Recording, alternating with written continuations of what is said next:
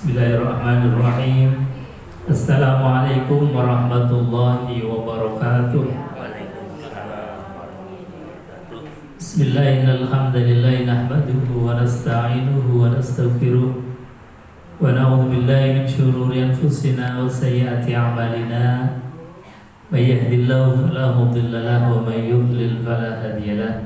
Asyhadu an la ilaha illallah wa asyhadu anna Muhammadan abduhu wa rasuluh.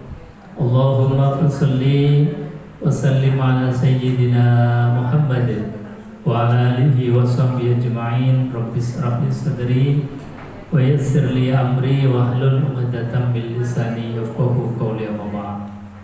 Bapak Ibu hadirin jamaah yang dimuliakan Allah Subhanahu wa taala, alhamdulillah pagi siang hari ini kita hadir di majelis yang mulia, majelis zikir, majelis ilmu, majelis tadabbur Al-Quran.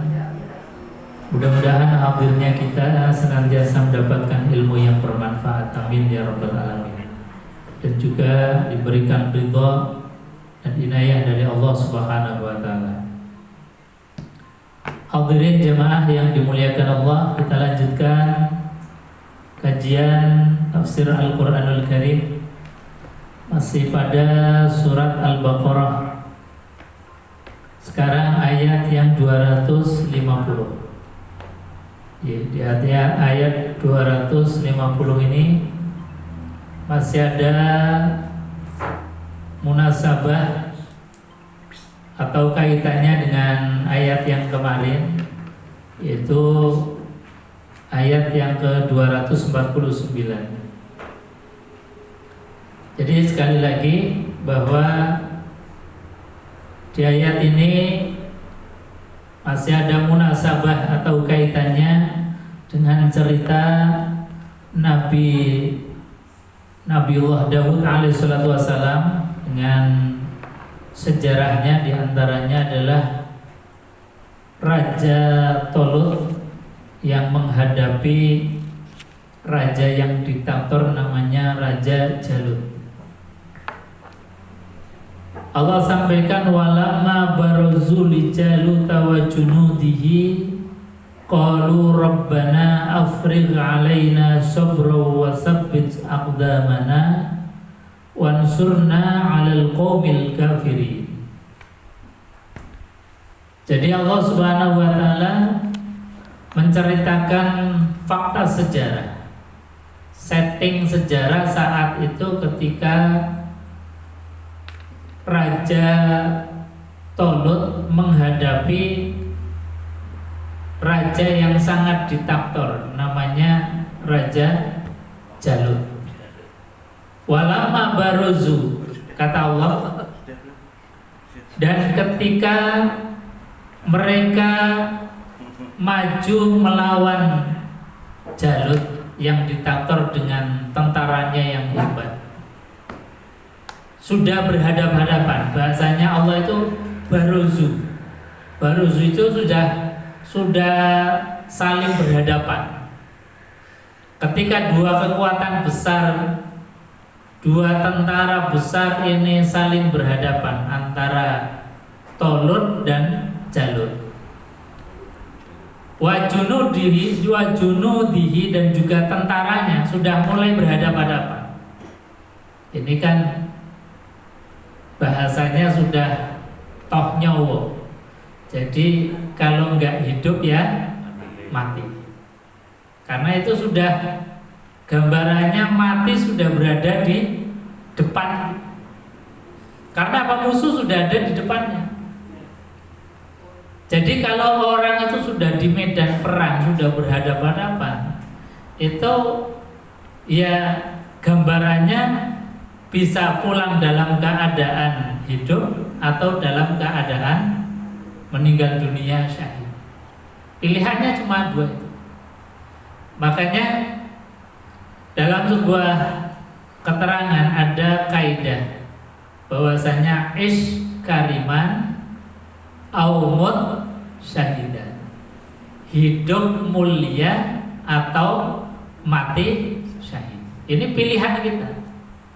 Dan seorang muslim itu harus punya tadi standar hidup, standar hidup kita itu sebagai seorang muslim dan seorang mukmin ya ish kariman au mut syaidan. Hidup ya mulia. Hidup yang mulia itu artinya hidup dalam ketaatan kepada Allah Subhanahu wa taala. Itu namanya aish kariman. Allah perintahkan ngaji, ya ngaji. Allah perintahkan sholat, Allah perintahkan puasa, ya puasa. Itu namanya aish kariman. Berada dalam jalan hidayah dan ketaatan kepada Allah. Itu pilihan utama kita. Atau pilihan kedua kita, kalau kita terpaksa harus mengangkat senjata karena terusir dari kampung halaman kita, atau karena hak-hak kita ini terzolimi dan amir pemimpin sudah memerintahkan bahwa kita ini untuk mengangkat senjata, maka wajib bagi kita tidak ada pilihan lain kecuali kita ini harus berjihad fisabilillah. Nah, jihad fisabilillah itu ya tadi pilihannya dua. Kalau kita ini ditakdir dalam keadaan menang dan hidup, maka kita hidup dalam keadaan mulia karena mengikuti perintah Allah Subhanahu wa taala.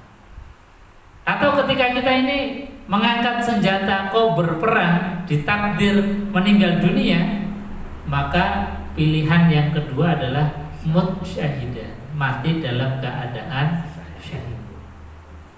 Atau syahid, yang syahid kan ada dua kata Rasulullah. Ada syahid dunia, ada syahid akhirat. Syahid dunia itu syahid yang ketika orang itu meninggal dunia tapi tetap dimulasarah secara umum seperti biasanya. Yaitu apa? Ya dimandikan, dikafani, disolatkan dan dimakamkan. Itu syahid dunia. Contoh misalnya seorang ibu yang dalam keadaan wiladah melahirkan, ditakdir oleh Allah kemudian meninggal dunia, innalillahi wa inna ilaihi raji'un, maka statusnya adalah orang yang mati syahid. Jadi orang yang mati syahid dalam keadaan wiladah itu ya syahid, tapi dalam pemulasaraan jenazahnya tetap pemulasaraan jenazah secara umum biasa, tapi statusnya adalah meninggal dunia dalam keadaan syahid. Kenapa syahid? Karena seorang pejuang kehidupan, pejuang peradaban manusia. Pilihannya dua, orang melahirkan itu, kalau nggak hidup ya meninggal dunia. Kan luar biasa itu. Seperti seorang yang berada di medan perang. Makanya luar biasa kalau kemudian panjenengan-panjenengan dipilih oleh Allah sebagai wanita perempuan yang dalam rahimnya dititipi oleh Allah adalah tempat untuk menyemai peradaban. Itu luar biasa. Makanya disifati sebagai rahim. Karena apa? Itu adalah sifatnya Allah Subhanahu wa taala. Enggak ada laki-laki itu sifatnya Allah di dalam tubuhnya, enggak ada. Kecuali perempuan. Jadi istimewa. Punya sifat Allah dalam tubuhnya. Dan rahim itu adalah tempat yang paling spesial, tempat yang paling nyaman, tempat paling aman. Meskipun misalnya kita ibu-ibu itu makan penyet misalnya, ya anak kita itu enggak kepedesan. Meskipun antara makanan dengan janinnya itu jaraknya barangkali enggak ada 1 cm, tapi aman, nyaman. Luar biasa Allah dalam mendesain tempat yang namanya rahim, meskipun itu sangat dekat dengan kotoran, sangat dekat dengan darah, tapi anak yang dikandung, yang ditempatkan di dalam rahim, salah satu sifatnya Allah dalam keadaan nyaman, aman, tidak kurang suatu apapun. Inilah desainnya Allah Subhanahu wa taala, luar biasa. Maka sekali lagi pilihannya orang yang beriman adalah ish kariman au mut syahidan, hidup mulia atau meninggal dalam keadaan syahid. Itu syahid dunia, diantaranya orang yang meninggal dunia dalam keadaan wiladah, atau meninggal dunia karena bencana. Tahu-tahu kita lagi tidur misalnya banjir bandang, tahu-tahu lagi jalan kita tanah longsor atau tsunami dan lain sebagainya. Yang meninggal dalam keadaan mendadak itu juga mati dalam keadaan syahid. Tapi syahidnya adalah syahid dunia. Ketika meninggal tetap dimulasara dengan seperti biasa, dimandikan, dikafani, disolatkan dan dimakamkan. Beda dengan syahid akhirat. Kalau syahid akhirat itu betul-betul orang yang meninggal di dalam peperangan, dibunuh oleh musuh. Itu namanya syahid akhirat. Jadi syahid akhirat, Kanjeng Nabi Muhammad SAW ya sudah dimakamkan dengan apa adanya, tanpa harus dimandikan, tanpa harus dikafani, dimakamkan dengan apa adanya seperti dia meninggal dunia. Meskipun berlumur dengan darah, meskipun mungkin badannya barangkali tidak utuh, ya dikubur dengan apa adanya. Itu namanya syahid akhirat. Nah, kondisi ketika seseorang atau sekelompok orang pasukan dalam menghadapi musuh yang sudah berhadapan-hadapan, walamma barazul jaluta wa junudi, ketika sudah mereka melihat Jalut dan tentaranya, maka siapapun itu pasti ya ada rasa keder, rasa takut. Makanya kemudian untuk menghilangkan rasa takut, rasa keder itu, kita diberikan oleh Allah Subhanahu wa taala senjata. Senjata kita namanya ad-du'a. Ad-du'a silahul mukmin. Jadi bedanya kita kalau berperang, orang beriman ketika berperang dengan orang non iman, non mukmin yang berperang, itu bedanya adalah kita punya keyakinan penuh dan kita punya doa. Dan doa itu sejatinya adalah harapan panjang kita. Doa itu sejatinya visi misi hidup kita. Di samping doa adalah silahul mukmin, senjatanya orang beriman.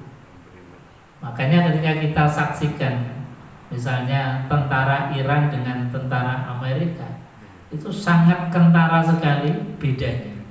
Bedanya apa? Tentara Iran itu punya doa, punya harapan, punya keyakinan. Andai kata pun diparil, ditakdir meninggal dunia pun enggak takut. Karena sama-sama mulianya. Ketika ditakdir menang masih hidup, ya mulia. Ketika ditakdir oleh Allah menjadi syahid meninggal dunia, ya mulia. Jadi pilihannya orang mukmin itu selalu mulia, selalu baik. Makanya dalam hadis Rasulullah SAW, hadis ini ada di banyak kitab, termasuk kitab yang populer kita kaji, misalnya di Riyadhus Shalihin. Dalam hadis itu diterangkan amrul mukmin itu khairun, perkaranya orang mukmin itu selalu baik. Nah, tinggal kacamatanya kita saja dalam memandang. Jadi kata Rasulullah, amrul mukmin itu kulluhu khairun. Semua perkaranya orang mukmin sejatinya adalah pasti baik. Ditakdir sehat ya baik, dilalah pas ditakdir sakit ya sebetulnya baik. Kita ditakdir damai ya baik, ditakdir misalnya kita harus mengangkat senjata, itu pun baik. Ditakdir kita punya uang ya baik, ditakdir kita dilalang buka dompet nggak punya uang ya sejatinya itu baik. Yang tidak baik adalah mindset kita di dalam memandang itu. Cara pandang kita yang sempit, cara pandang kita yang salah. Sehingga kadang-kadang kemudian metung Rasulullah, gresah, merasa bahwasanya ya Allah saya sholat terus kok sakit nggak sembuh-sembuh misalnya. Ya Allah saya sudah duha terus kok ekonomi masih susah misalnya. Ya Allah saya sudah berdoa terus menerus kok masalahnya belum selesai. Ya Allah, saya sudah berdoa tiap malam, kok pasangan hidup ini kok rasanya jengkel terus. Ini pandangan sempit kita. Sejatinya kalau kita tambah ilmu,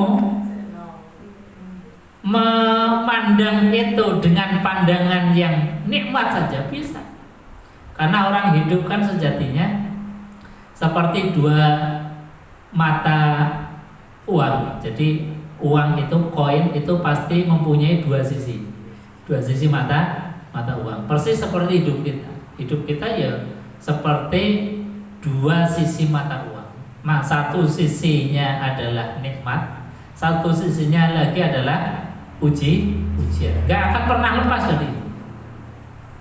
Jadi kehidupan kita itu bagai dua sisi mata uang. Ada sisi nikmat, ada sisi ujian. Gak akan lepas dari itu. Cuman kita bisa memandang itu dari sisi sebelah.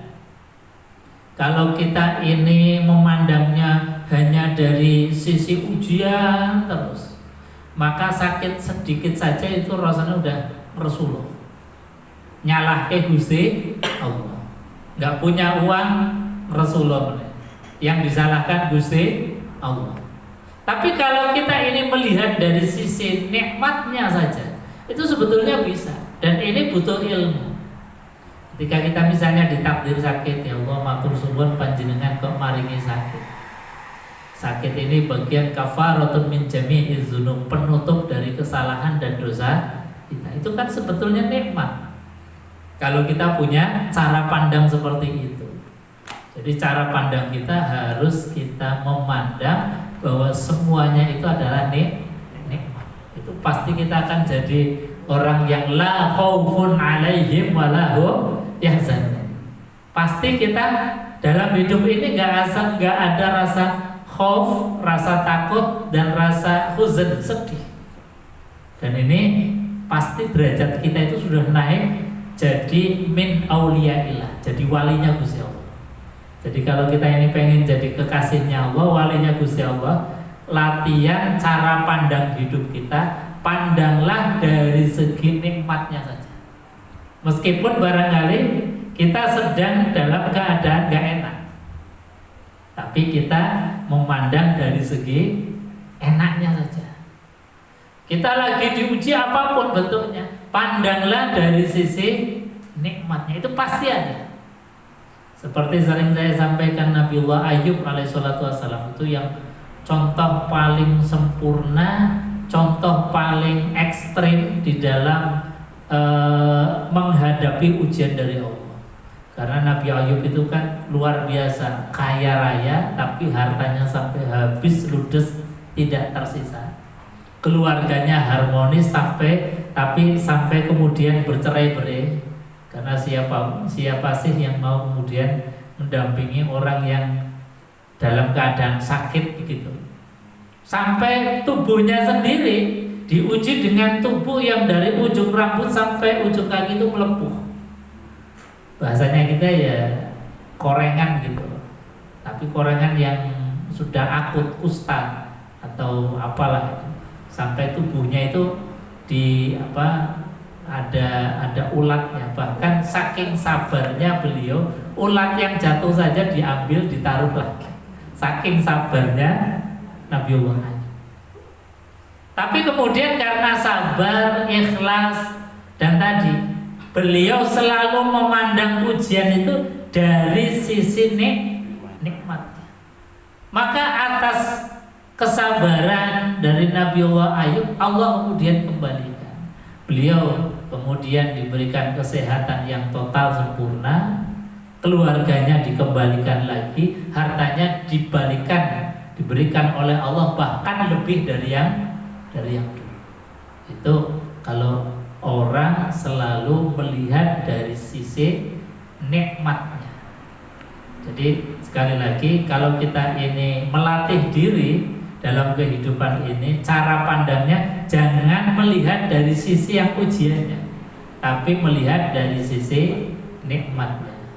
Kalau dalam bahasa lain, kita dalam hidup itu selalu alhamdulillah. Itu cara pandang terpandang dengan nikmat. Maka ketika seorang yang beriman itu dalam menghadapi musuh atau dalam menghadapi problem, tapi dia yakin bahwa kita ini diberikan oleh Allah as-saif, pedang, gaman atau senjata. Apa itu? Ad-du'a. Senjata kita adalah doa. Sebagaimana Tolut menghadapi Raja Jalut itu tidak kurang pengharapan. Berdoa kepada Allah Subhanahu wa taala, doanya apa? Qalu rabbana afrigh alaina sabra wa tsabbit aqdamana wansurna 'alal qaumil kafirin. Dan saya membaca ayat ini selalu ngiang terngiang karena ayat ini, doa ini selalu dibaca oleh pemimpin besar Iran, Syekh Ali Khomeini. Dengan bahasa hatinya, doa dengan doa ini luar biasa. Kita yang mendengar saja sampai bergetar, merinding.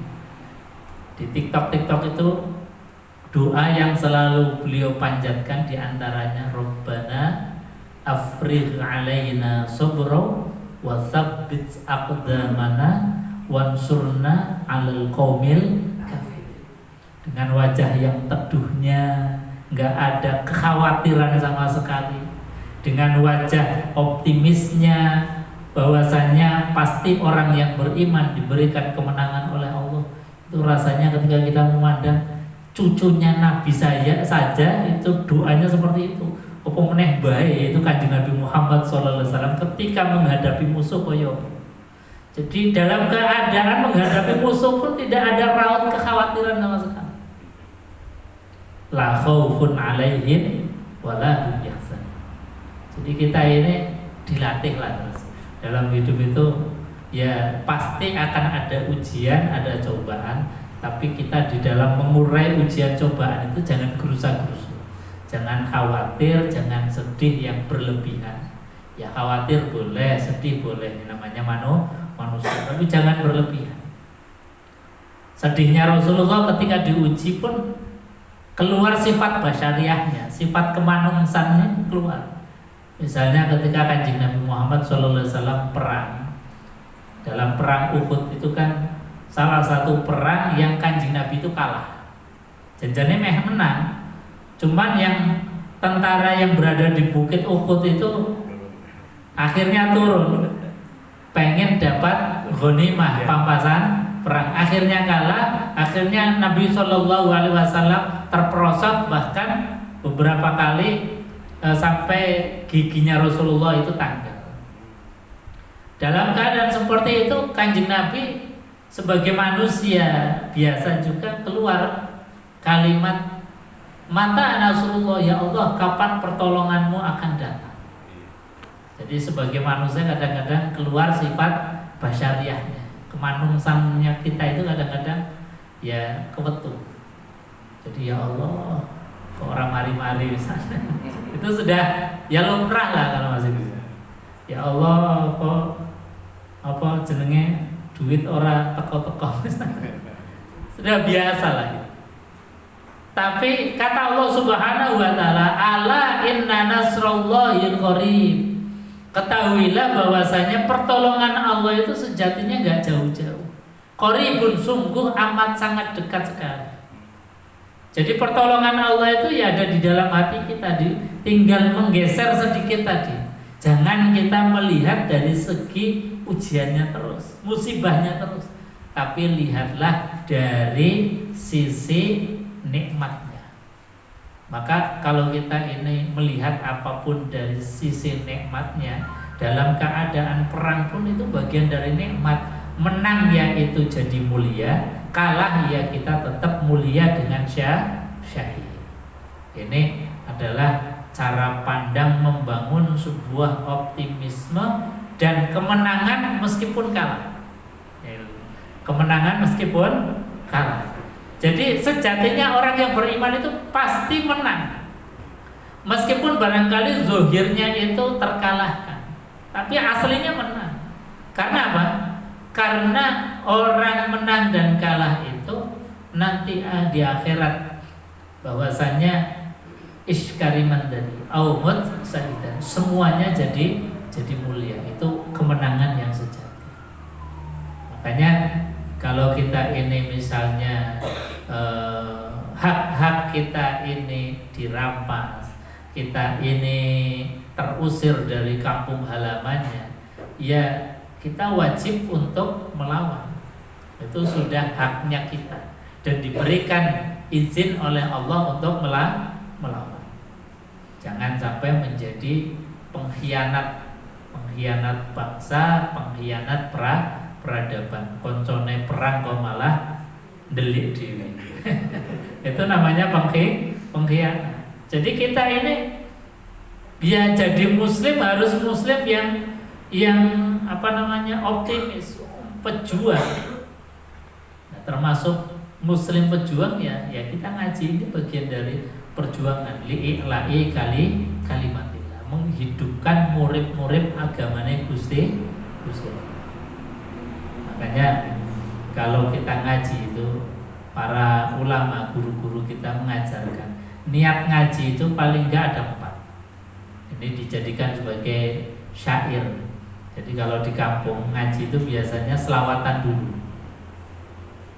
Di antara salawatannya itu mengingatkan niat yang baik di dalam ngaji itu. Niat ingsun ngaji krono perintah Allah, krono amri keridhoan Gusti Allah, krono urip agamane Allah, krono syukur ing nikmate Gusti Allah. Siang-siang gini dilela-lela malah ngantuk. Jadi para ulama itu mengingatkan kita di dalam ngaji, minimal niat ngaji itu dengan 4 hal ini. 1, ngaji itu karena memang perintahnya Gusti Allah.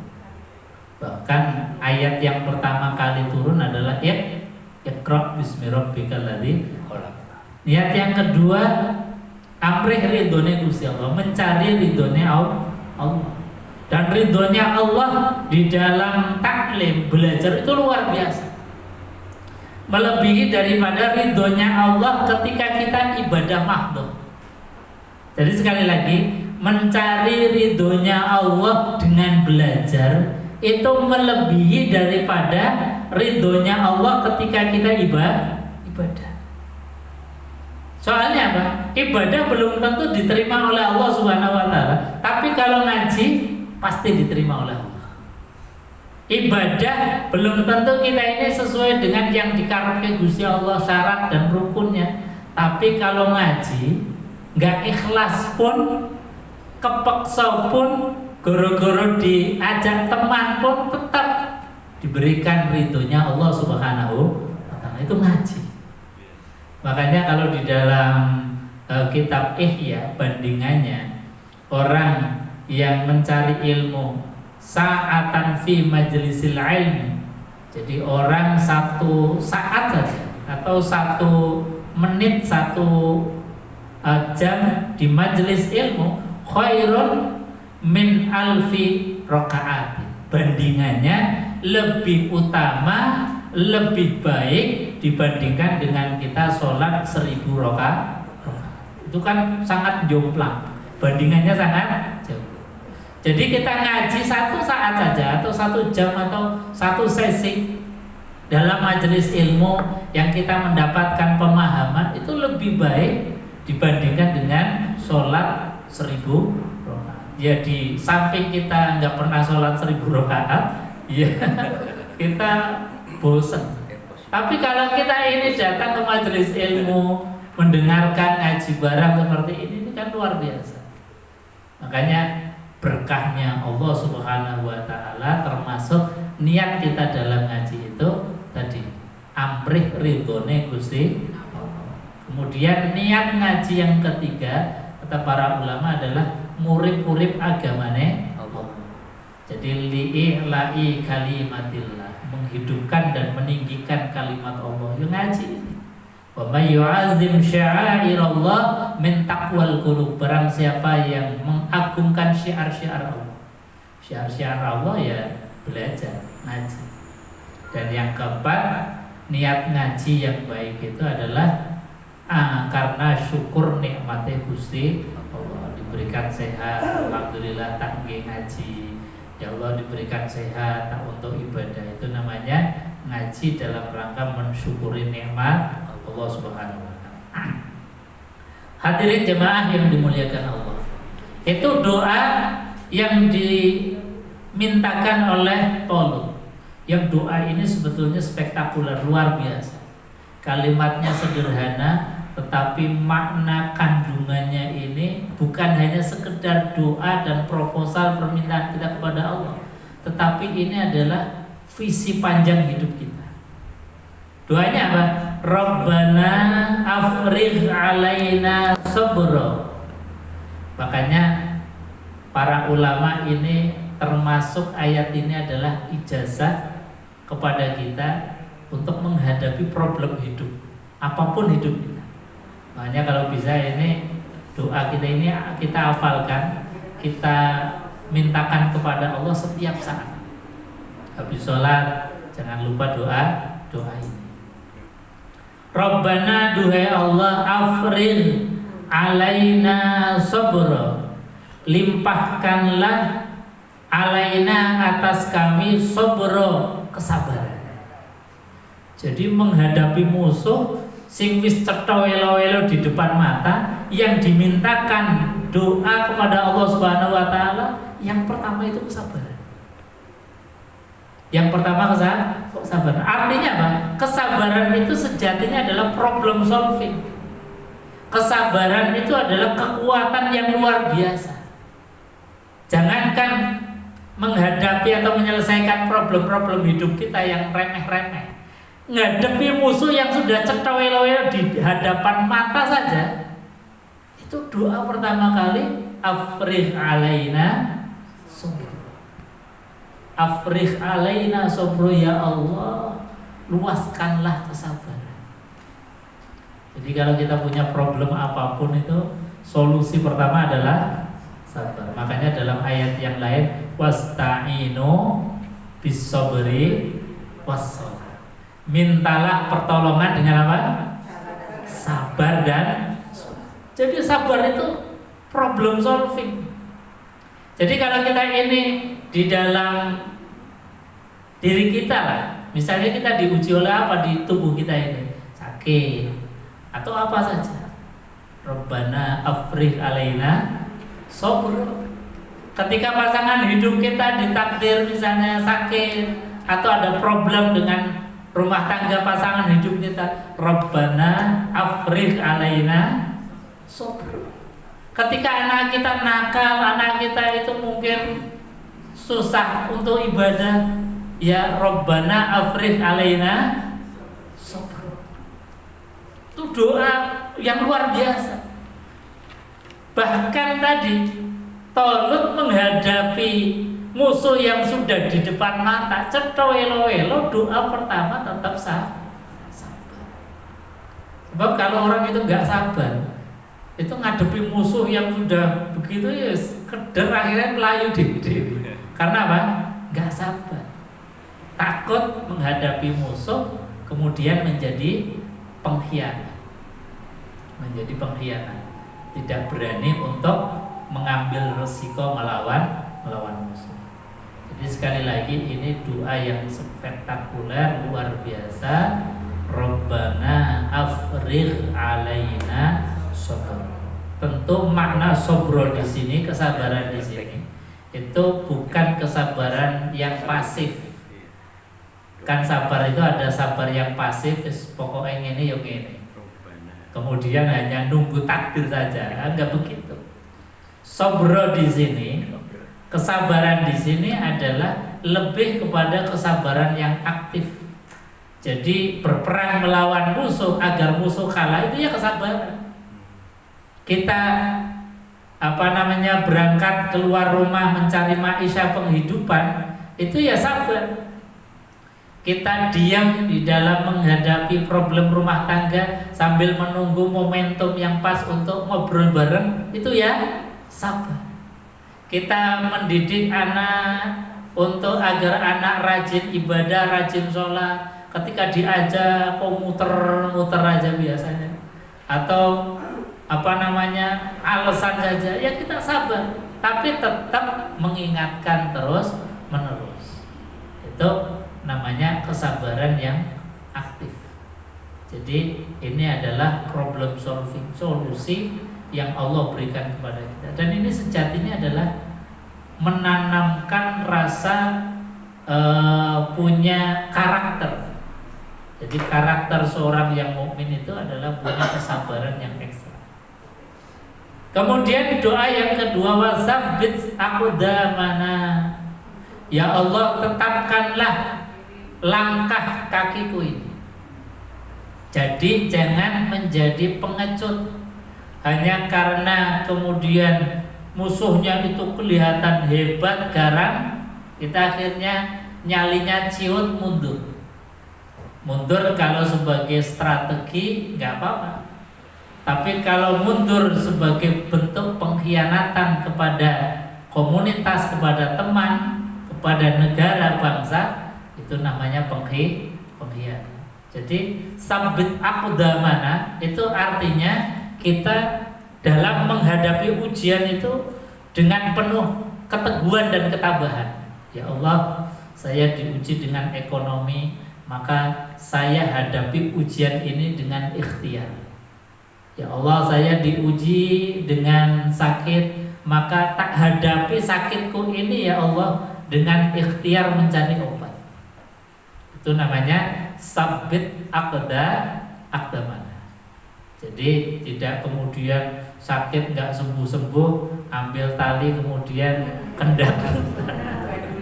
Itu namanya orang yang tidak sabit aqdamana dan tidak sabar. Karena apa? Mengambil jalan pintas. Makanya model-model mengambil jalan pintas seperti ini sangat dimurkai oleh Allah Subhanahu wa taala. Artinya dia ini nggak gentle. Ya kita hadapi sakit, ya kita hadapi, barangkali kita diberikan sakit karena kemarin-kemarin nggak terlalu perhatian dengan tubuh kita, makan yo sembarangan, maklalem apa saja masuk.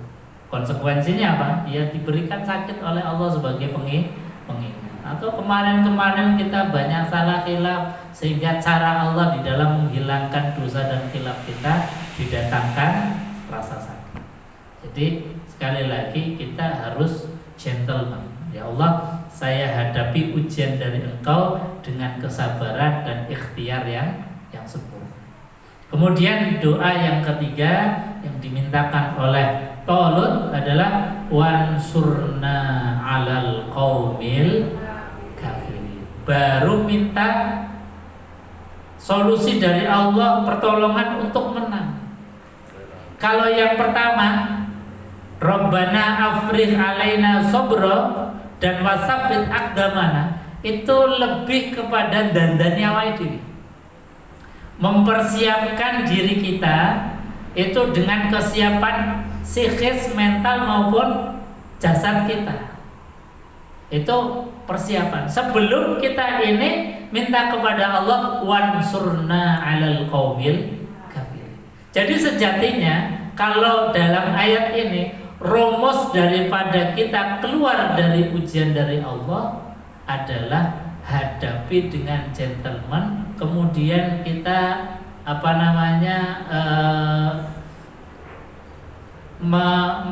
menghitung-hitung diri kita sendiri. Jadi menghisap diri kita. Kira-kira kita ini lagi di zona mana? Di zona iman atau di zona maksiat? Di zona taat atau di zona kita ini lagi jauh dari Allah Subhanahu wa taala. Ini adalah refleksi hidup kita. Makanya Rasulullah SAW mengatakan hasibu qabla an tuhasabu. Hisablah, hitunglah sebelum dihitung oleh Allah Subhanahu wa taala. Dan doa ini juga bentuk daripada kita menghisab. Makanya Rabbana afrigh alaina sabra. Ya Allah, berikanlah kesabaran yang ekstra. Wa tsabbit aqdamana, dan berilah kekuatan untuk tetapnya kaki kita dalam menghadapi ujian dari Allah Subhanahu wa taala. Baru yang terakhir adalah wansurna 'alal qaumil kafirin. Kita minta intervensi dari Allah untuk menghadapi ujian dari kita, menghadapi orang-orang kafir, menghadapi ujian yang Allah datangkan kepada kita yang kadang-kadang kita merasa gak mampu. Maka terakhir adalah wansurna 'alal qaumil kafirin. Ya Allah, datangkanlah pertolongan dari Engkau. Dan sejatinya langsung dijawab oleh Allah. Allah mengatakan bahwasanya ala inna nasrullahi qarib. Sejatinya pertolongan itu sangat dekat dengan kita. Cuman kadang kita nggak terasa. Datangnya pertolongan itu tinggal kita tadi. Dua sisi mata uang itu lihatlah dari sisi nikmatnya. Maka insya Allah itu akan menjadi pintu datangnya pertolongan dari Allah Subhanahu wa taala. Karena kalau kita ini ngeluh terus, nyalahke orang, nyalahke Gusti Allah, itu bukan menjadi solusi, tapi sejatinya akan menambah penyakit hati kita. Kalau kita ini kemudian penyakit hatinya bertubi-tubi, yang muncul adalah rasa marah, yang muncul adalah egonya, maka yang terjadi adalah imunitas kita ini akan menurun. Imunitas menurun, pasti penyakit akan mudah dan menyerang kita. Ini rumusnya Quran itu luar biasa. Maka sekali lagi bahwa ayat ini mengajarkan kepada kita bahwa kita punya senjata yang luar biasa, yaitu apa? Ad-du'a silahul mu'min. Doa adalah senjatanya orang yang beriman. Hadirin jemaah yang dimuliakan Allah, saya kira itu untuk kajian pada pagi siang hari ini, mudah-mudahan ada manfaatnya. Sebelum ditutup, barangkali ada yang mau ditambahkan atau ditanyakan. Terima kasih.